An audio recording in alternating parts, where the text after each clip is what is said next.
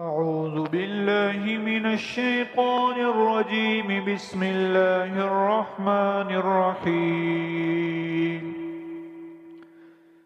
الرحمن علم القرآن خلق الإنسان علمه البيان.